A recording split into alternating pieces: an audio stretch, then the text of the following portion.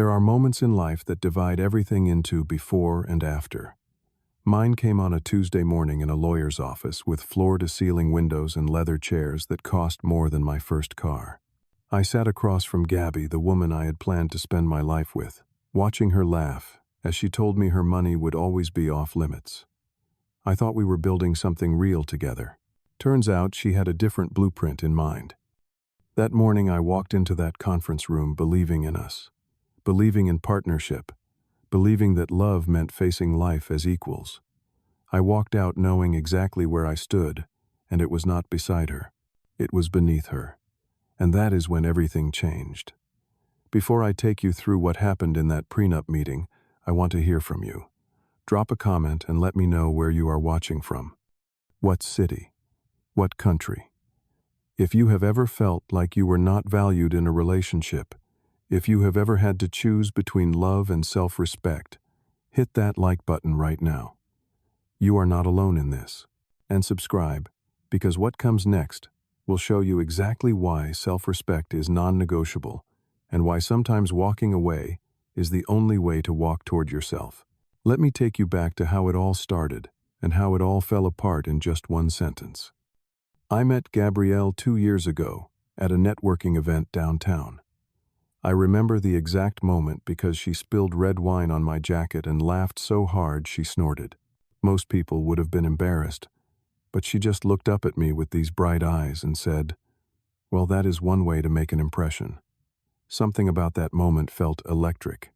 We exchanged numbers, and 3 days later we were having coffee at this little place near the harbor. Those early dates were magic. We would sit for hours talking about our careers, our dreams, what we wanted from life. Gabby told me about the pressure of being groomed to take over her family's marketing firm, how she felt like she was living someone else's vision instead of her own.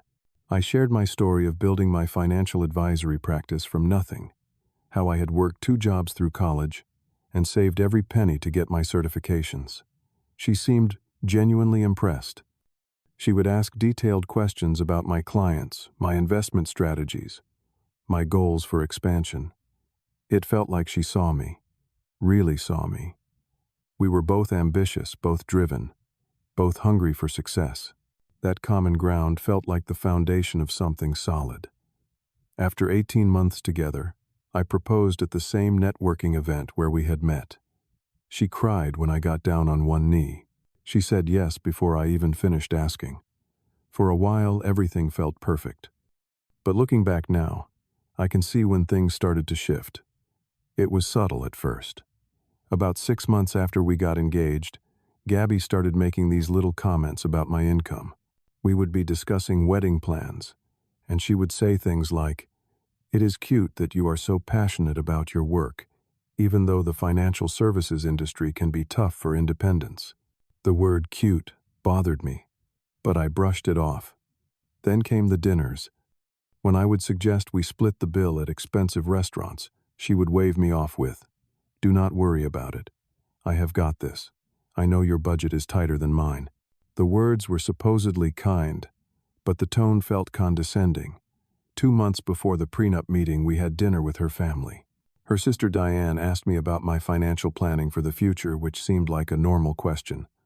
But then Gabby chimed in with, "Phoenix is great with budgeting. He has to be." The whole table laughed. I felt my face get hot, but I forced a smile and changed the subject. That night in the car, I brought it up. That comment at dinner felt kind of dismissive. I said carefully. Gabby looked genuinely surprised. "What I was complimenting you. You are good with money."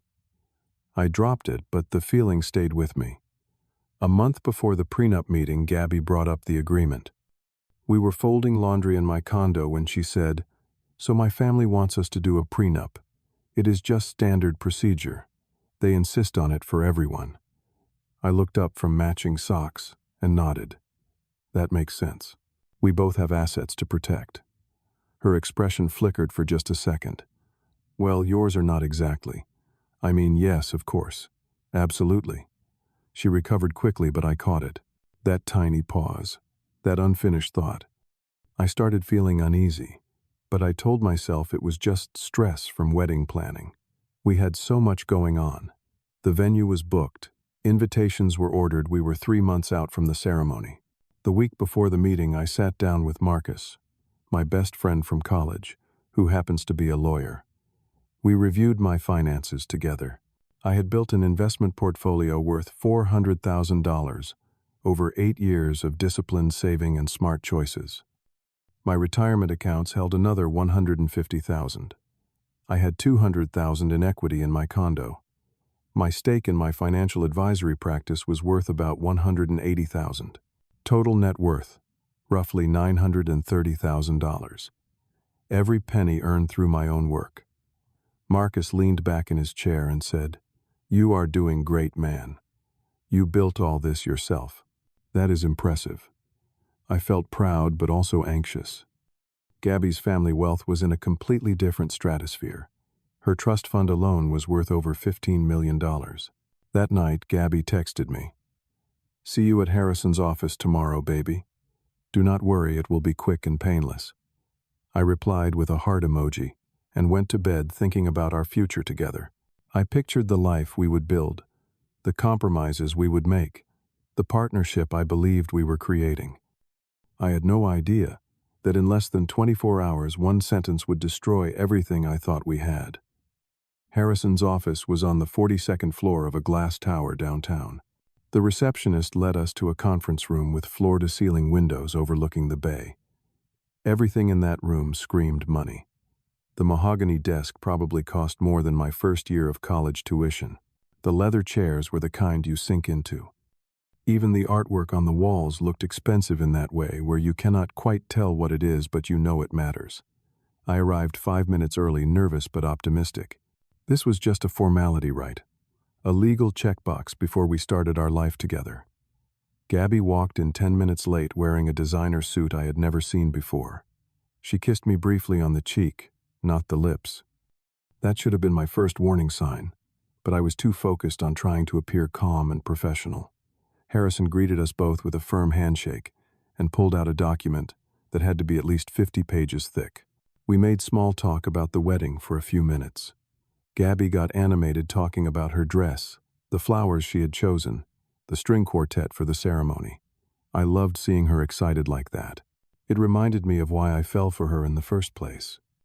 "All right," Harrison said, adjusting his glasses. "Let us get down to business." He started walking us through the standard clauses. Property acquired before marriage would remain separate property. That made sense. Inheritance would remain separate. Also, reasonable. Business interests established before marriage would stay with the original owner. I nodded along. Everything seemed fair and balanced. Then Harrison turned to a section titled, "Income and Earnings During Marriage." My attention sharpened. This was the part that would define how we shared our lives financially. Harrison read aloud. "Any income bonuses, stock options, or financial gains earned by Party A, Gabrielle, during the course of the marriage, shall remain the sole and separate property of Party A. Party B. Phoenix waives any right to claim share in or benefit from Party A's earnings during marriage." I felt my stomach drop. "Wait," I said slowly. "This means that any money Gabby makes while we are married stays completely hers. I would have no claim to any of it." Harrison nodded. "That is correct." I looked at Gabby, searching her face for some sign that this was a mistake, a misunderstanding. "But what about my income?" I asked. "Is there a reciprocal clause?" Harrison flipped to the next page. His voice was carefully neutral. "Party B's income during marriage shall be considered marital property, subject to equitable distribution in the event of divorce." The room went completely silent. I could hear the air conditioning humming. Someone laughed in a distant office. The city noise from 42 floors below was just a faint murmur. "So let me get this straight," I said, my voice tight. "Your money stays yours, but mine becomes ours." Gabby laughed lightly, like I was being silly. "Phoenix, it is not like that." The laugh made my blood run cold. "Then what is it like?" I asked. "Explain it to me, because from where I am sitting this looks pretty one-sided." Gabby's laugh faded into frustration. "Look, my family has certain expectations. We need to protect generational wealth. You understand that, right? I stared at her. I am not asking for your family's money. I am not even asking for money you had before we met. I am asking why my income during our marriage is treated differently than yours. She sighed like I was being difficult. Because the amounts are different. Phoenix, I make 3 times what you make. It does not make sense to treat them the same when they are not the same. Something in her voice that exasperated edge made everything crystallize. You mean it does not make sense to treat me as an equal partner? I said quietly. Gabby threw up her hands. She actually laughed again, and that is when she said it. The sentence that ended everything. Just so you know, my money's off limits, even after marriage. I thought that was obvious, given our situations. Our situations, like I was a different class of human being. Like my worth as a partner was tied to my bank balance. She kept talking, but I stopped hearing the words. It is not personal, babe. It is just practical. You understand, right? I went completely still. Everything became very clear and very simple. I looked down at the engagement ring on Gabby's finger. The ring I had saved for 6 months to buy. The ring I had chosen so carefully, making sure the diamond caught the light the way her eyes did when she laughed. I looked at Harrison, who was suddenly very interested in his notepad. I looked back at Gabby, who had pulled out her phone and was scrolling through something, apparently assuming this conversation was over. I stood up. The chair scraped against the floor. Gabby glanced up mildly, annoyed by the interruption. I walked around the conference table to where she sat. What are you doing? She asked, a hint of irritation in her voice. I did not answer. I just reached for her left hand. She looked confused as I gently took her hand in mine. Then slowly and deliberately I slid the engagement ring off her finger. Her eyes went wide. Phoenix, what are you doing? Her voice pitched higher. I put the ring in my pocket. Then I picked up my copy of the prenup document, all 50 pages of carefully crafted inequality, and tore it in half. The sound of ripping paper was loud in the quiet room. You can keep your money, Gabby. I said, my voice steady. All of it. Every single dollar. And you can keep your practical view of marriage, too. Keep your hierarchy. Keep your off-limits accounts. Keep everything except me. I walked toward the door. Behind me, I heard Gabby's chair scrape back. Wait. Phoenix, are you serious right now? This is ridiculous. I turned to face her one last time. You are absolutely right. This whole thing was ridiculous. I just did not see it until now. Harrison stood up. Mr. Phoenix, perhaps we should take a break and discuss this more calmly. I shook my head. We are done here. There is nothing left to discuss. I walked out of that conference room and down the hallway to the elevators. I could hear Gabby calling after me, her heels clicking rapidly on the marble floor, but I did not turn around. The elevator doors opened. I stepped inside. As they slid closed, I caught one last glimpse of Gabby's face, frozen in shock, like she could not believe I had actually chosen myself over her money. I stood alone in that elevator, heart pounding so hard I could feel it in my throat, the ring heavy in my pocket. But for the first time in months, I felt like I could breathe. I drove straight from Harrison's office to Marcus's place. He took one look at my face and said, "What happened?" I told him everything. The prenup terms, Gabby's laugh, her comment about our situations, the way I had taken the ring back and walked out. Marcus was quiet for a long moment. Then he clapped me on the shoulder. You did the right thing, man. That took guts. My phone started buzzing before I even left his apartment. Text after text from Gabby. Are you seriously this childish? Call me. That was within the first hour. By hour 3, Phoenix, you are overreacting. Let us talk like adults. That night, fine. Be stubborn. But you are making a huge mistake. I did not respond to any of them. Every message just confirmed what I already knew. She was not sorry. She was not understanding. She was just angry that I had disrupted her plans. Day 2, Gabby called 17 times. 17. I blocked her number after the 12th call. Then texts started coming from her friends. What did you do to Gabby? She is devastated. One of them, Sarah, seemed genuinely concerned, so I replied to her alone. Ask her to show you the prenup. Then you will understand. I never heard back from Sarah. I assume she saw it. On day 3, an email arrived from Harrison. The subject line read, "Regarding prenuptial agreement discussion. Mr. Phoenix, Miss Gabrielle, would like to discuss potential modifications to the agreement. Perhaps we could schedule a time to revisit the terms." I forwarded it to Marcus with a message. Can you respond? Tell them I am not interested in modifications. I am interested in equality, and that is apparently not on the table. I threw myself into work. Meetings with clients, portfolio reviews, market analysis. Colleagues commented that I seemed more focused than usual. The irony was not lost on me. Several new deals closed that week.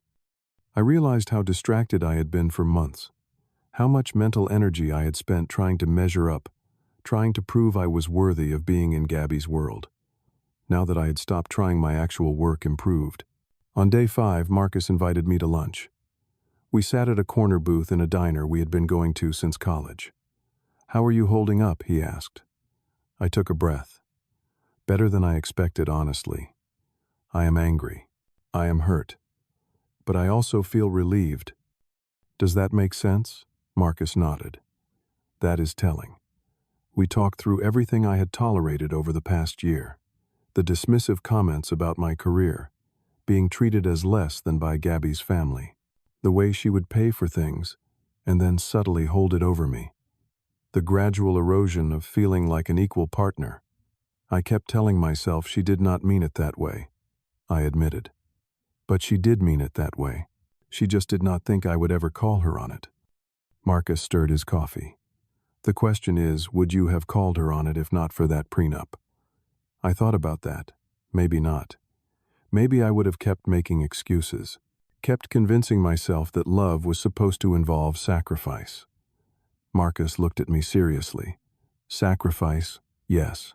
Dignity, no. Day 6 brought a text from an unknown number. Gabby was using a friend's phone. I am sorry. Okay. Can we please just talk? I stared at that message for a long time. Finally, I responded. What is there to talk about? You made your position clear. Her reply came fast. I did not think you would actually leave. There it was. The truth. I typed back. That is the problem. You did not think I would demand respect. She wrote, that is not fair. I do respect you. I almost laughed. Respect is not just a word. It is action. Your prenup showed me exactly how much you respect me and our marriage. Another message. You are being so dramatic about this, I felt my jaw tighten. And you are still not understanding why I left. That tells me everything I need to know. I blocked that number too. Day 7 was a Friday. I spent the morning canceling the wedding venue and working on getting deposits back. Then I sent an email to family and friends. Gabby and I have ended our engagement. I appreciate your understanding and privacy during this time. Responses poured in. Most were supportive. Some were shocked. A few asked what happened, and I kept my reply simple. We had incompatible views on partnership. My mom called that afternoon. Baby, are you okay? I told her everything. The whole story. When I finished, she was quiet for a moment. Then she said, I never said anything, because I did not want to interfere, but I always felt she looked down on us. On you. On what you had built. I am proud of you for knowing your worth. Hearing that from my mom, who had worked 2 jobs to put me through college, who had taught me the value of hard work and self-respect, meant everything. Monday morning, I was at my office reviewing client portfolios when my receptionist buzzed. Her voice sounded uncertain. There is a Gabrielle here to see you. She is crying pretty hard. She does not have an appointment. My stomach dropped, but I kept my voice steady. Tell her I do not have any appointments available today. 5 minutes later, I heard a commotion in the lobby. Raised voices. My receptionist trying to explain that she could not just walk back. Then my office door burst open. Gabby stood in the doorway. and I barely recognized her. Mascara ran down her face in dark streaks. Her hair was disheveled, pulled back in a messy knot. She clutched her designer bag like it was the only thing keeping her upright. This was so different from the polished, controlled woman I had known. "You cannot just barge in here," I said, standing up from my desk. "I thought you were joking," she cried, stepping into my office. My receptionist hovered behind her, looking mortified.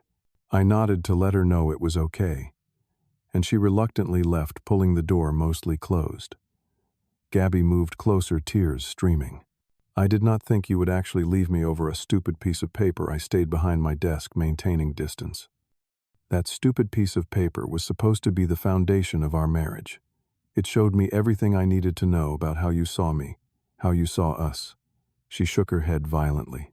"You are throwing away 3 years over money, over a legal document that would probably never even matter." "No," I said, my voice cold and calm in a way I did not quite recognize. "I am walking away from a lifetime of being treated as less than. There is a difference." She took another step forward, desperation, replacing anger. "We can change it. We can make it equal. I will tell Harrison to rewrite the whole thing. Whatever you want." I looked at her for a long moment. "You do not get it. It is not about the prenup anymore. It is about who you showed me you are, when you thought I had no choice but to accept it." Gabby reached toward me. "That is not who I am. I was listening to my family, to Harrison. They told me this was standard, that everyone does it this way." "You are almost 30 years old," I said quietly. "When are you going to make your own decisions? And more importantly, why would you think I would accept being disrespected just because you come from money?" She tried to grab my hand across the desk. "Please, I love you."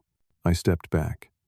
Love without respect is just manipulation with better marketing. Gabby was sobbing now, her whole body shaking. "What do you want me to do? Tell me what to do, and I will do it." I pressed the button under my desk that signaled security. "I want you to leave my office. I want you to understand that I am not a consolation prize or a charity case. And I want you to learn that money does not make you better than anyone. It just makes you richer." 2 security guards appeared at the door. They looked uncomfortable, but they did their job. "Miss, you need to come with us," one of them said gently. Gabby looked at me, her eyes pleading. "You are going to regret this," she shouted as they escorted her toward the door. I sat back down in my chair, suddenly exhausted. "The only thing I regret," I said quietly, though I do not think she heard me, "is not leaving sooner." The weeks after that office visit were strange. I kept expecting to feel worse, to second-guess my decision, to wonder if I had overreacted. But that feeling never came. Instead, I started therapy. I needed to understand why I had tolerated being diminished in the first place. My therapist helped me work through my own insecurities about not coming from money, about always feeling like I had to prove myself worthy of taking up space in certain circles. We talked about the difference between compromise and self-betrayal. I realized I had been trying to earn a place in Gabby's world, instead of demanding we build a world together. During months 2 and 3, I reconnected with friends I had neglected. Guys from college I had not seen in over a year, because I was always busy with Gabby's social calendar. We started doing weekend hiking trips again, Friday night poker games, simple stuff that I had dismissed as immature or a waste of time because Gabby had made comments about them. Turns out those friendships mattered. They reminded me of who I was before I started trying to fit into someone else's definition of success. My business thrived. I closed the biggest deal of my career in month 3, a corporate client worth $500,000 in annual fees. The morning I signed that contract, I paid off my condo completely. I owned it free and clear. Sitting in that space, looking around at what I had built with my own work, felt more fulfilling than the engagement had ever felt. I heard through mutual friends that Gabby had briefly dated someone from her social circle. It lasted 3 weeks. Apparently she told people I could not handle being with a strong woman. When that got back to me, I actually laughed. I told Marcusé, "Strong woman lifts you up, an arrogant one tears you down. There is a difference, and I am glad I finally learned to tell them apart." 6 months after the breakup, I met someone new at a client event. We went to dinner the following week. When the check came, she did not even hesitate. She pulled out her card, I pulled out mine, and we split it without discussion or drama. No scorekeeping, no comments about budgets or situations. Later, over dessert, she asked about my work with genuine curiosity. She wanted to know about my investment philosophy, my client relationships, my plans for expanding the practice. There was no condescension in her questions, just interest, partnership. That is when I realized what had been missing with Gabby. This feeling of being on the same team. About 8 months after everything fell apart, I ran into Gabby at a charity event. Our professional circles overlapped, so it was inevitable. She looked composed back to her polished self. When our eyes met across the room, she walked over. "You look well," she said. Her voice was carefully neutral. "I am," I replied. "I hope you are too." She nodded, then looked down at her hands. Her ring finger was bare. "I have thought a lot about what you said, about respect and partnership and all of it." She paused. "You were not wrong. I appreciated the honesty. Thank you for saying that." She looked up at me and I saw a vulnerability there I had rarely seen before. "Do you think we could ever?" She left the question hanging. I considered how to answer, not with anger or bitterness, but with truth. I think we both needed to learn different lessons. You needed to learn that wealth does not make you more valuable as a person. I needed to learn that I am allowed to demand respect. I paused. "I hope you learned yours." Then I walked away. Not rudely, not dramatically. Just walked away to talk to other people, to continue living my life.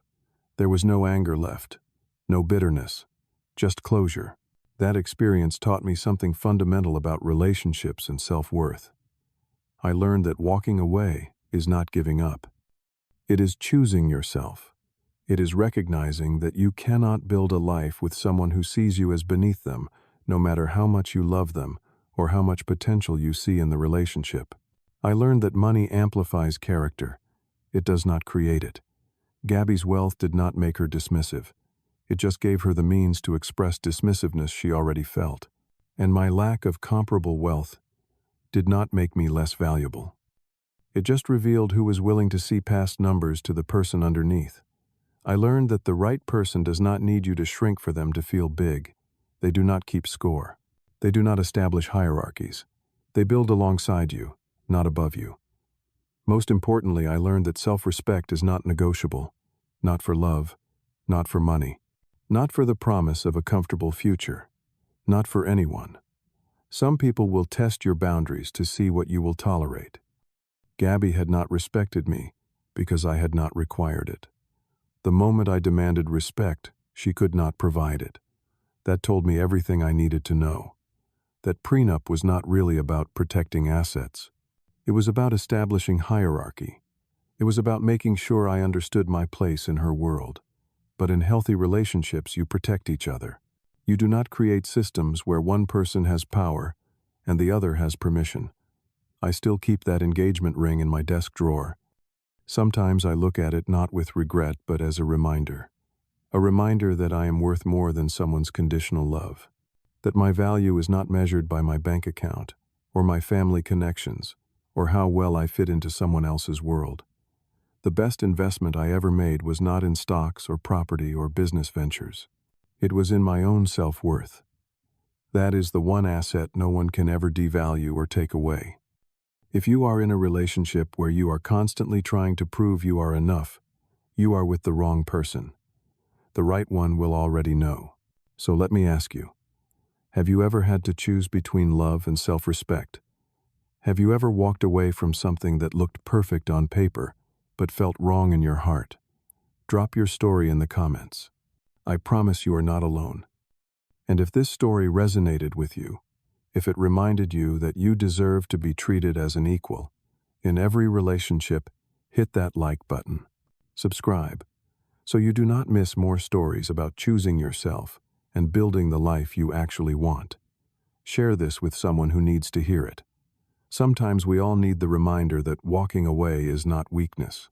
It is strength. Thank you for listening to my story. I hope it helps you recognize your own worth, demand your own respect, and never settle for less than you deserve. You are enough exactly as you are. Do not ever let anyone convince you otherwise. Take care of yourselves out there.